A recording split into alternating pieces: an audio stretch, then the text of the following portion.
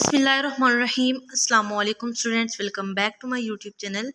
English 507 के lesson number 9 तक हम लास्ट वीडियो में कवर कर चुके हैं। आज इस वीडियो में हम लेसन नंबर 10 से 18 तक के जो रिमेनिंग लेक्चर्स होंगे वो कवर करेंगे।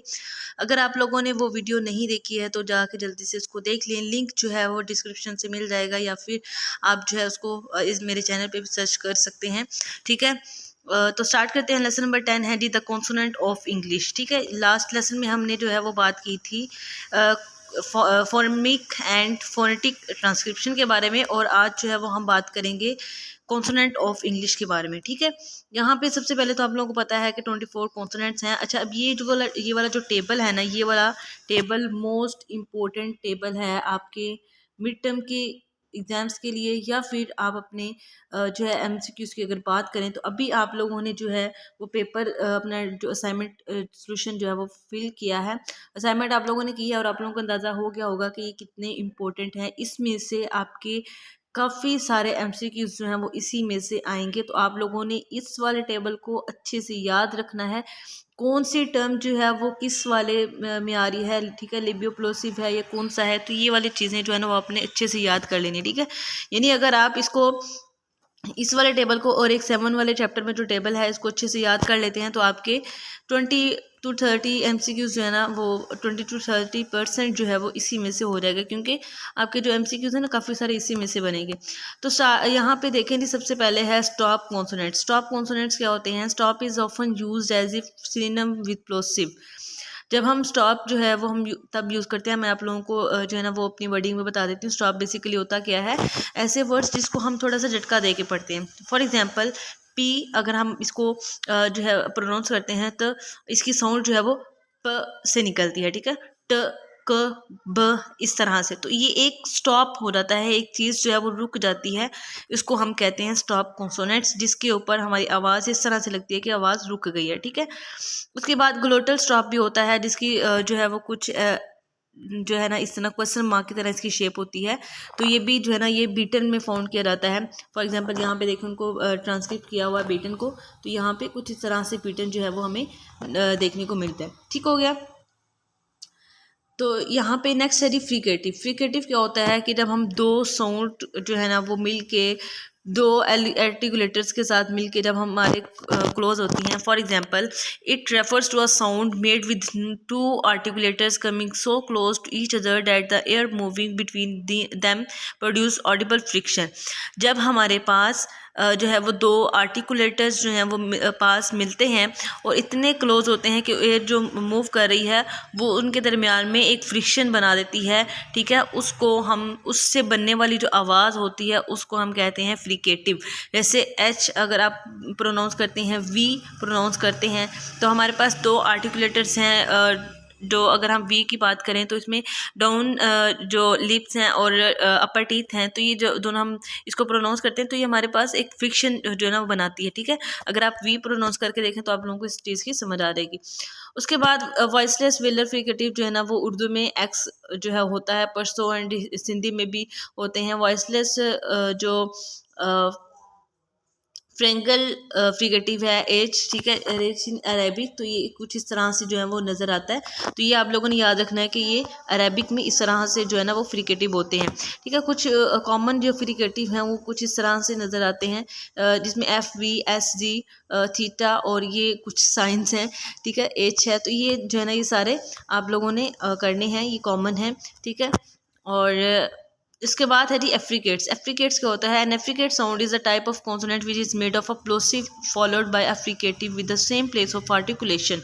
ठीक है, यानी अब एफ्रिकेट क्या है? वो सेम एज इट इज़ है जैसे फ्रिकेटिव है। ठीक है, इसमें ज़्यादा डिफरेंस नहीं है दोनों में, एफ्रिकेट्स और फ्रिकेटिव में, दोनों इसी तरह से हैं जैसे प्लोसिव जो है वो फ्रिकेटिव के थ्रू बनता है। ठीक है, उसके बाद है जी नासल साउंड्स। नासल साउंड्स आप लोगों को इसके जो है वो नाम से ही जाहिर हो रहा है कि ये जो नाक में आवाज़ निकलती है ना, उसको नसल साउंड्स कहते हैं।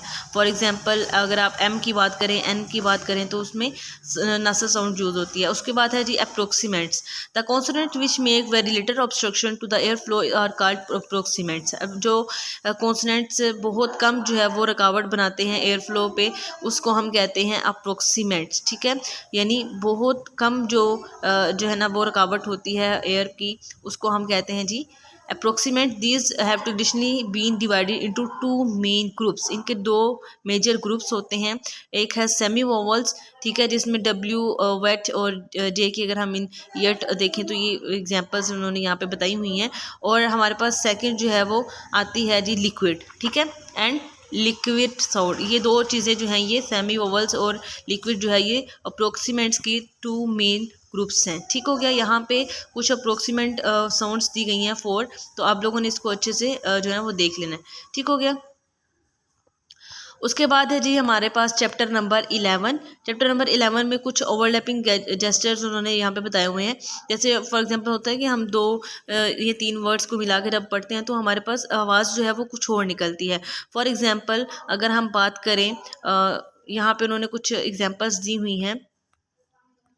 ट्वाइस, अब यहाँ पे ट्वाइस जो है इसमें अगर हम बात करें तो ट्वाइस में TWICE है, और अगर हम इसको प्रोनाउंस करें तो हम ट्वाइस कहते हैं, ट्वाइस, ठीक है। तो ट्वाइस में इसमें जी की साउंड भी आ रही है, ठीक है। सी जो है वो एट टाइम सीन की आवाज़ भी निकाल रहा है और जी की आवाज़ भी निकाल रहा है, ठीक है। जी मतलब उसमें जे हो जाएगा उर्दू में, ठीक है। इसी तरह क्विक जो है वो क्विक जो है वो भी डिफरेंट जो है ना आवाज़ें आ रही हैं, ठीक है। तो ये जो एक वर्ड जो है वो 2 से 3 जो वर्ड्स हैं उसको ओवरलैप कर रहा होता है, तो उसको हम ओवरलैपिंग जेस्चर्स कहते हैं, ठीक है। ये ओवरलैपिंग जेस्चर जो है ना वो अमेरिकन स्ट्रक्चरल लिंग्विस्ट ने 1940 में अमेरिकन इंफ्रास्ट्रक्चरल लिंग्विस्ट ने जो है ना वो उसको इंट्रोड्यूस करवाया था, ठीक है, ओवरलैपिंग को। उसके बाद है जी aspects of connected speech. Connected speech क्या होती है? In a rapid connected speech overlapping between sounds results in the position of some parts of the vocal tract being influenced quite a lot of neighbouring targets, thus creating various forms for one phoneme, ठीक है। Keeping in mind the this possibility of overlapping, a phoneme is an abstract unit that may be realised in several different ways from और allophones, ठीक है। ये आप लोगों ने just इसको एक दफ़ा रीड कर लेना, ठीक है। अब यहाँ पे को आर्टिकुलेशन जो है ये एक इंपॉर्टेंट क्वेश्चन है शॉर्ट एंड लॉन्ग के हवाले से। ये मैंने इसलिए यहाँ पे लिख दिया कि समटाइम जो है वो हम ऐसे कॉन्सेप्ट्स जो है ना वो छोड़ जाते हैं जो ज़रूरी होते हैं, ठीक है। तो यहाँ पे को आर्टिकुलेशन जो है ना ये एक इंपॉर्टेंट क्वेश्चन है, देख लेते हैं जी यहाँ पे। An articulation is an articulatory phenomenon which involves a simultaneous overlapping of more than one points in the vocal tract as in the coordinate stops, ठीक है। अब यहाँ पे देख लें जी आर्टिकुलेशन जो है जिसमें आर्टिकुलेटरी फिनोमेना जो है जो मतलब ये इसको आर्टिकुलेशन बेसिकली ये है कि आप इसमें साइमल्टेनियस ओवरलैपिंग होती है, ठीक है, एक से ज़्यादा पॉइंट्स की वोकल ट्रैक में, ठीक है। फॉर एग्जांपल पी और के जो है वो दोनों अगर हम साथ में बोलते हैं, और इसी तरह पी और टी है, बी और डी है, तो इसकी जो है ये ऑफन जब हम इसको सुनते हैं तो अक्सर हमें जब हम बी बोलते हैं तो हमें लगता है कि हमने डी जो है वो बोला, ठीक है। यानी इसको जब हम सुनते हैं तो हमारे सम टाइम जो है ये दोनों ओवरलैप हो जाते हैं, ये दोनों जो है वो अक्सर औकात हमें डिफरेंस जो है वो जल्दी समझ में नहीं आता है। फॉर एग्जांपल अगर किसी स्टूडेंट को हम जो है वो लिखवाते हैं, स्टूडेंट्स को अगर हम अल्फ़ाबेट्स लिखवाते हैं उसको रैंडम अल्फ़ाबेट्स जिसको हम बोलते हैं, तो अगर हम पी बोलते हैं तो स्टूडेंट्स को समटाइम ये सुनाई देता है कि हमने टी बोला, ठीक है। इसी तरह ये जो है ये अक्सर औकात जो है ना ये ओवरलैप होते रहते हैं, ठीक है।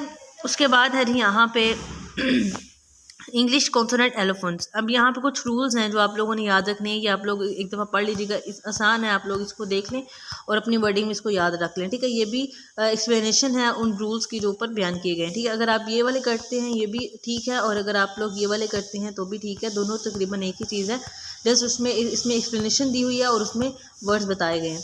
उसके बाद है जी चैप्टर नंबर 12 है डायक्रिटिक्स। डायक्रिटिक्स क्या होता है? Diacritics include various marks such as accident marks. अब इसमें ना बेसिकली डायक्रिटिक्स जो है ना वो मार्क्स होते हैं, ठीक है, एक्सीडेंट मार्क्स होते हैं, साइन ऑफ डिवर्सिंग होता है, यानी हम किस तरह से जो प्रोनाउंस कर रहे हैं। आप लोगों ने पढ़ा होगा कि हमारे ये वाले जो सिंबल्स हैं अक्सर औकात हमारी यूज़ होते हैं, तो ये वाले सिंबल्स जो हैं वो किस तरह से यूज़ किए जाते हैं, ये सारा प्रोसेस जो है वो हम डायक्रिटिक्स में पढ़ते हैं। ठीक हो गया। यहाँ पे कुछ उन्होंने एग्जांपल्स दी हैं, जैसे इन सिंबल्स को उन्होंने यूज़ करके दिखाया, तो ये वाले जो एग्जांपल्स हैं ये आप लोगों ने इसको देख लेनी है। 6 डायक्रिटिक्स होती हैं जिसमें जो है वॉइसलेस है, एस्पायरेटेड है, डेंटल है, नेसलाइज्ड है, वेलराइज्ड है और स्लेबिक है।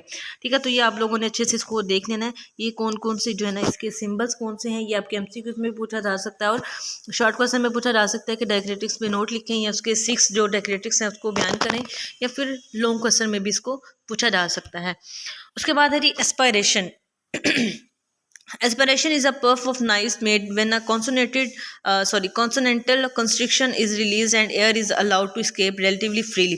Aspiration जो है वो तब होती है जब हम एयर को अलाउ करते हैं कि वो escape करे फ्रीली तौर पे। ठीक है, जब अगर हम आप प्रोनाउंस करें पी, टी एंड के, तो इसमें बिगनिंग जो है वो एक एस्पिरेटेड इसका जो है ना वो स्लेबल होता है, यानी बिगनिंग में हमारे पास एक स्टॉप नहीं होता है, लेकिन लास्ट पे इसकी साउंड जब हम प्रोनाउंस करते हैं पी प क ट, तो इसमें स्टार्टिंग पे एक फ्री स्पेस होता है, फ्री एयर जो है ना वो रिलीज़ होता है। ठीक है, और उसके बाद जो है ये हमारे पास आता है स्टॉप। ठीक है, एस्पिरेशन अगर आप लोगों को ये समझ में ना आया तो आप लोग जो है ना ये इसको यूट्यूब पे भी सर्च कर सकते हैं एस्पिरेशन का कॉन्सेप्ट को, जो कल मैंने लास्ट वीडियो में आप लोगों को जो लिंक्स बताए थे वीडियो के वो आप लोग देख लें, तो उसी में ये सारे जो है ना ये अच्छे से एक्सप्लेन किए हुए हैं। ठीक है, नेसलाइजेशन क्या है? नेसलाइजेशन वही प्रोसेस है जिसमें आवाज़ जो है वो नाक से निकलती है। तो ऐसे कौन से वर्ड्स हैं जो हमारे पास लेके आते हैं जिसमें आवाज़ जो है वो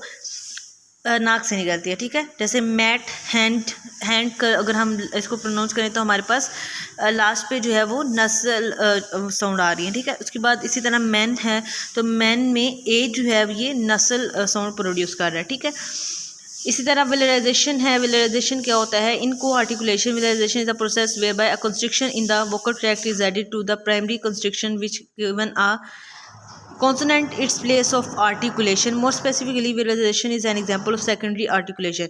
ठीक है, जैसे इसी ये भी velarization जो है ये भी articulation की ही एक सेकंड जो है वो एग्जांपल है। ठीक है, इसमें क्या होता है? The back of tongue is raise for an u. ठीक है, इसमें मतलब आप लोगों को जो है ना वो बताया हुआ है कि किस तरह से वोकल ट्रैक जो है ना वो ऐड करता है कंस्ट्रक्शन को। हमारे पास जो भी हम वर्ड प्रोनाउंस करते हैं तो उसमें किस तरह से वोकल ट्रैक हमारे डिफरेंट फेजेस में जाके उस वर्ड को प्रोनाउंस करते हैं। ठीक है, उसके बाद है जी लेसन नंबर 13 है। यहाँ पे कुछ वॉवल्स बताए हुए हैं, 20 वॉवल साउंड्स हैं।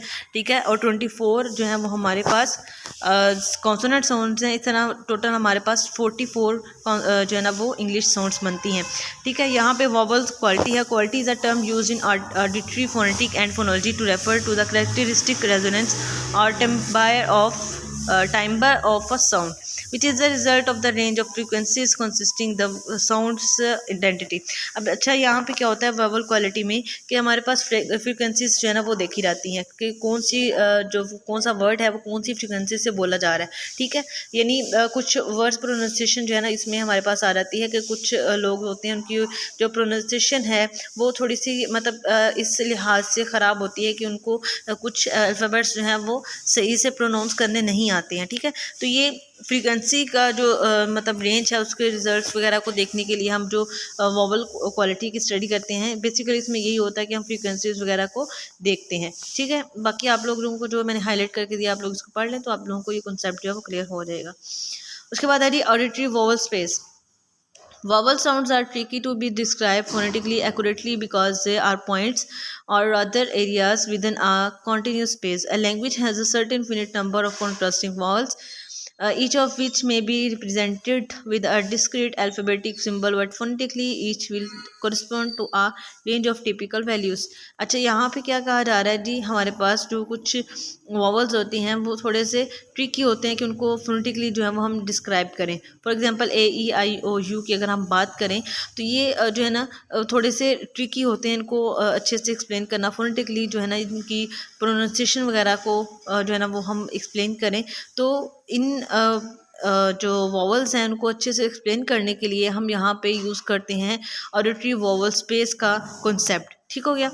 यहाँ पे आप लोग जो है ना इसको एक दफ़ा रीड कर लेना, वैसे इतना कुछ इसमें मतलब समझाने वाली बात नहीं है, आप लोग जस्ट इसको रीड कर लें। ठीक है, ये जो है ये वाला पैराग्राफ आपने रीड कर लेना। मुझे इसमें कुछ मतलब ऐसा कुछ नहीं लगा कि आप लोगों को जो है ना वो समझाया जाए, तो आप लोग जस्ट इसको रीड कर लीजिएगा। ये जस्ट अपने नॉलेज के लिए है, मे बी इसमें से एक दो या दो MCQs हैं वो बन जाएँ, तो इसलिए आप लोग इसको नॉलेज के लिए रीड कर लीजिएगा। अब यहाँ पे लेसन नंबर 14 में हमारे पास आता है जी इंग्लिश वॉवल्स का सेकंड पार्ट, उसका ही कॉन्टीन्यूस पार्ट है 13 का। तो इसमें डिफ्थोंग्स का जिक्र किया गया है। डिफ्थोंग्स जो है वो हम हमारे थर्ड या सेकंड सेमेस्टर से हम ये पढ़ते आ रहे हैं। डिफ्थोंग्स क्या होता है, जब दो वॉवल साउंड्स मिलती हैं और एक न्यू साउंड बनाते हैं, उसको हम बोलते हैं डिफ्थोंग्स। ठीक है, तो इसका कॉन्सेप्ट क्या है, इसमें डिफ्थोंग्स का हम मोनोफ्थोंग और डिफ्थोंग के साथ जब हम कंपैरिजन करते हैं तो यहाँ पे कंपैरिजन लिखा हुआ है कि मोनोफ्थोंग क्या होता है, इसमें कोई भी क्वालिटेटिव चेंज नहीं होता है। ठीक है, और डिफ्थोंग क्या होता है, इसमें सिंगल जो नोटिसेबल चेंज होता है। ठीक है, in quality during a syllable as in English words bear, time and loud. ठीक है, इसमें दो जो हैं वो हमारे पास वॉल्स मिलके एक सिंगल साउंड जो है वो बना रहे हैं। ठीक है, जिसको हम यहाँ पे सिंगल नोटिसेबल चेंज का नाम दे रहे हैं। ठीक है, उसके बाद ट्रिफ्थोंग है। Triphthong is a vowel where two such changes can be heard. अब ट्रिफ्थोंग है तो इसमें तीन जो है वो वॉल्स मिलके एक यूनिक जो है साउंड बनाएंगे, जिसको हम ट्रिफ्थोंग साउंड बोलेंगे। और वो उसमें दो सिलेबल्स यानी दो हमारे पास जो वॉवल्स हैं वो मिलके चेंज करेंगे। ठीक है, जिसको हम टू वॉवल्स चेंज कहते हैं। ठीक हो गया।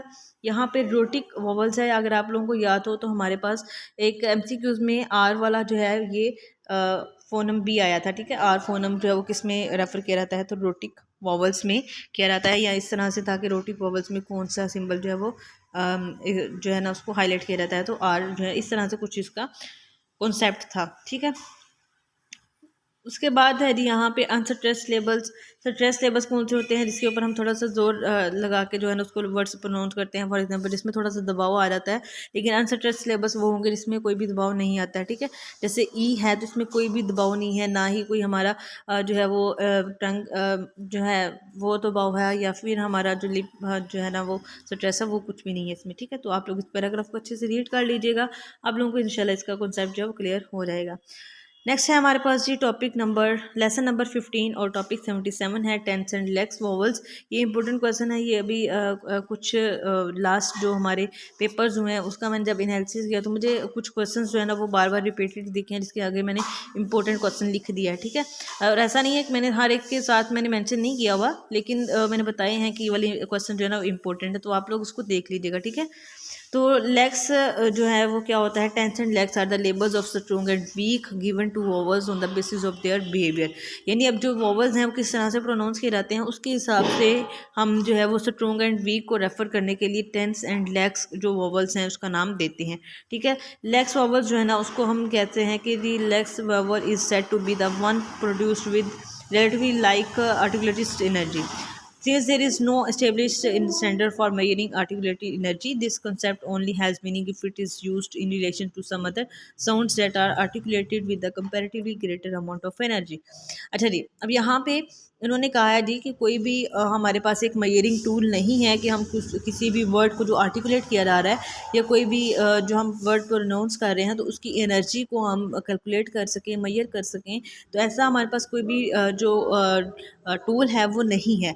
लेकिन ऐसा हम तब कहते हैं कि कुछ वर्ड्स जो हैं वो उससे ज़्यादा स्ट्रेंथ के साथ बोले जाते हैं, उसके ज़्यादा जो है वो हम उसको एनर्जी के साथ बोलते हैं। कुछ वर्ड्स ऐसे हैं जिसको हमारी एनर्जी जो है वो कम लगती है, लेकिन कुछ वर्ड्स ऐसे होते हैं जिसको हम बहुत ज़्यादा अपनी पावर यूज़ करते हुए उसको प्रोनाउंस करते हैं। तो ऐसे वर्ड्स को जो है वो हम रेफ़र करने के लिए टेंस एंड लेग्स वॉवल्स का यूज़ करते हैं, यानी इसका नाम देते हैं। ठीक हो गया। उसके बाद फोर्टिस एंड लेनिस जो है कॉन्सोनेंट्स को आप लोगों ने एक दफ़ा रीड कर लेना है। टॉपिक नंबर 79 है rules for English vowel allophones. ये भी आप लोगों ने इसको देख लेना, इजी है ये, एमसीक्यूज में भी पूछा जा सकता है या फिर आपके शार्टियल क्वेश्चन में आ सकता है जी। राइट करें इंग्लिश वोवल एलोफोन्स के लिए रूल्स, ठीक है।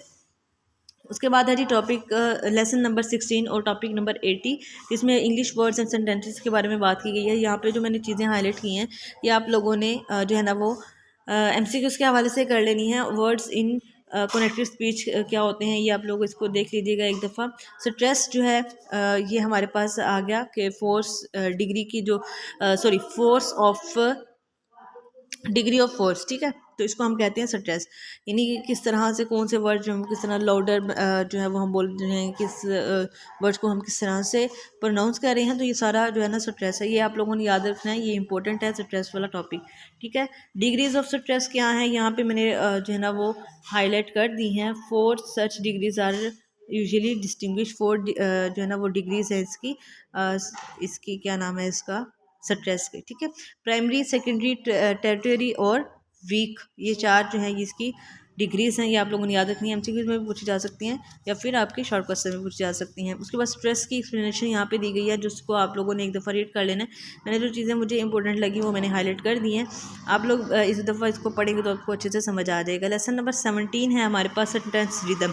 सेंटेंस रिदम क्या होता है? एक फ़्लो होता है, जब आप एक रिदम के साथ, एक फ़्लो के साथ आप लोग कुछ बातचीत कर रहे होते हैं। फॉर एग्जांपल आप क्लास में किसी स्टूडेंट से बात कर रहे हैं और आप जो है एक रिदम बनाए हुए हैं, आप एक किसी स्टोरी को फॉलो कर रहे हैं, यानी आप किसी स्टोरी को बयान कर रहे हैं, तो आप उसको एक सीक्वेंस में लेके चलते हैं और उसको स्टोरी को 1 बाय 1 स्टेप्स में उसको कंप्लीट करते हैं। तो ये एक रिदम हो जाता है, एक फ़्लो होता है आपके बात करने का, ठीक है। लेकिन जब आपको बात के दौरान बार बार जो है वो रोका जाता है, आपको आपसे क्वेश्चनिंग की जाती है, तो वो रिदम जो है वो सेंटेंस का ख़राब हो जाता है। तो इस चीज़ को हम कहते हैं सेंटेंस रिदम, ठीक है। ये आप लोग बाकी इसकी एक्सप्लेनेशन यहाँ से पढ़ लीजिएगा।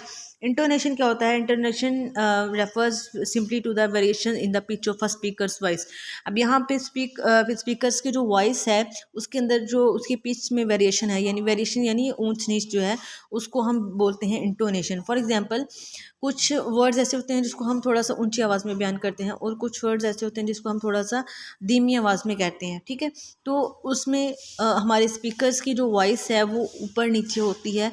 कुछ बातें ऐसी होती हैं जो हम ऊंची आवाज़ से कहते हैं, कुछ बातें ऐसी होती हैं जो हम आहिस्ता आवाज़ में कहते हैं। तो ये जो पिच की वेरिएशन है उसको हम इंटोनेशन कहते हैं, ठीक हो गया। यहाँ पे नेक्स्ट है दी एक्सप्लेनिंग इंटोनेशन, वही है जो ऊपर मैंने बयान किया है। टारगेट टोन्स जो हैं वो क्या होती है? टोन क्या होती है? एक हमारा जो है ये लहजा होता है जिसको हम बयान करते हैं, टोन, ठीक है। तो आप लोग इसको ज़रा देख लीजिएगा, ठीक है। और वीडियो जो है वो काफ़ी लेंथी हो गया और स्टूडेंट्स जो हैं वो क्या करते हैं, इसको देखते भी नहीं हैं। तो इसलिए आप लोगों ने जो है ना ये टारगेट टोन्स का जो कॉन्सेप्ट है मैंने बता दिया। टोन्स क्या होते हैं कि टोन वो होती है जो हम जो है एक लहजे को कहते हैं ना, कि हर एक का मिजाज, हर एक का लहजा जो है वो डिफरेंट होता है हर एक से, तो उस चीज़ को हम टोन कहते हैं।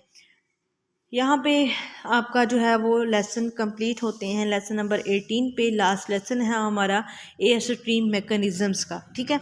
एयर स्ट्रीम मैकेनिज़्म क्या होता है? एयर स्ट्रीम मैंने पहले बात की कि कुछ जो है वो हमारे पास साउंड जो है ह्यूमन साउंड स्पीड्स हैं, ठीक है, सॉरी ह्यूमन स्पीच साउंड्स जो हैं वो एयर मूवमेंट के थ्रू प्रोड्यूस होती हैं, यानी एयर मूवमेंट के थ्रू। कभी जो है वो हमारी नासल कैविटी में होती है, कभी ओरल में होती है, ठीक है। तो हमारी जो माउथ की जो मूवमेंट है, इसमें जो एयर मूव होती है, इसकी प्रोसेस को हम एयर स्ट्रीम मैकेनिज़्म कहते हैं। बाकी आप डिटेल्स जो हैं वो इस वाले पैराग्राफ में पढ़ लीजिएगा। पल्मोनिक एयर स्ट्रीम क्या होता है? जो है इसमें क्या होता है, हम स्पीच प्रोडक्शन के लिए जो मैकेनिज़्म चूज़ करते हैं उसको पल्मोनिक एयर स्ट्रीम मैकेनिज़्म कहते हैं। ह्यूमन बींग्स जो हैं वो स्पीच प्रोडक्शन के लिए, बोलने के लिए जो मैकेनिज़्म यूज़ करते हैं उसको पल्मोनिक एयर स्ट्रीम मैकेनिज़्म कहा जाता है। ग्लोटलिक एयर स्ट्रीम मैकेनिज्म क्या होता है? Glottalic air stream is produce by making a tight closure of the vocal folds and then moving the larynx up और down. Thus, raising of the larynx pushes the air outward, causing an egressive glottalic air stream.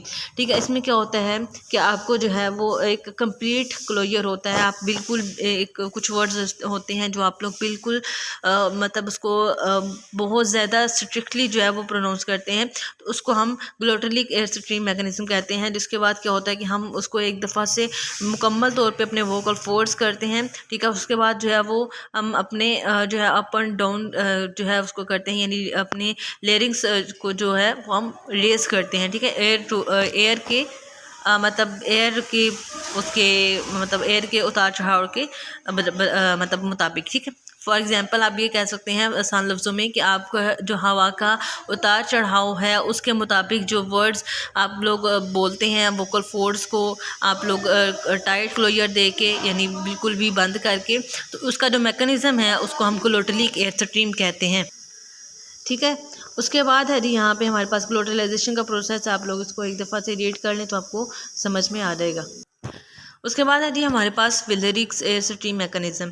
Valeric air stream mechanism क्या होता है कि इसमें हम जो है हवा को खींचते हैं। ठीक है, ऐसा मैकेनिज़्म जिसमें हम हवा को अंदर की तरफ खींचते हैं उसको हम एयर स्ट्रीम जो है ना sorry valeric air stream mechanism कहते हैं। फॉर एग्जांपल जैसे बेबीज़ होते हैं वो जो है हवा को खींचते हैं, वो स्टार्टिंग पे उनको वर्ड्स सही तरह से बोलने नहीं आते और वो हवा को खींचते हैं। जिस तरह इस तरह जैसे हम इसकी एग्जांपल लेते हैं कि जब हम स्ट्रॉ जो है वो किसी जो है वो ड्राइंग के ऊपर रखते हैं, सॉरी ड्राइंग कह रही हूँ, स्ट्रॉ जो है वो हम रखते हैं अपने किसी भी लिक्विड को पीने के लिए। ठीक है, तो उसके हम स्ट्रॉ का जो लिक्विड है यानी डिब्बे के अंदर जो लिक्विड है हम स्ट्रॉ के थ्रू अपने मुंह की तरफ खींचते हैं, तो ये जो खींचने का अमल होता है उसको वेलरिक्स एयर स्ट्रीम मैकेनिज़्म कहते हैं। ठीक है, उसके बाद है जी summary of the air stream mechanism. अब जो ऊपर हमने जो एयर स्ट्रीम मैकेनिज़्म पढ़े हैं उन सब की समरी जो है ना वो यहाँ पे लिखी हुई है, ये आप लोगों ने एक दफ़ा रीड कर लेनी है। तो यहाँ पे हमारा जो है ये 18 तक लेक्चर्स कंप्लीट होते हैं। होप्स हो कि आप लोगों को अच्छे से समझ आ गया हो। मैंने जो इंपॉर्टेंट कॉन्सेप्ट से उनको ईजी वर्डिंग में आसानी से आप लोगों को समझाने की कोशिश किया है। और अगर आप लोगों को कोई भी कन्फ्यूज़न हो तो लोग कमेंट बॉक्स में पूछ सकते हैं। चैनल पर नहीं है तो चैनल को सब्सक्राइब कर दीजिएगा, क्योंकि आपको आने वाले जो मिड टर्म के करंट पेपर्स हैं वो भी इसी चैनल पर मिल जाएंगे। तो वीडियो को लास्ट तक लाजमी देखिएगा। मिलते हैं जी अपनी नेक्स्ट वीडियो में नेक्स्ट टॉपिक के साथ। Best of luck for your exams. अल्लाह हाफिज़।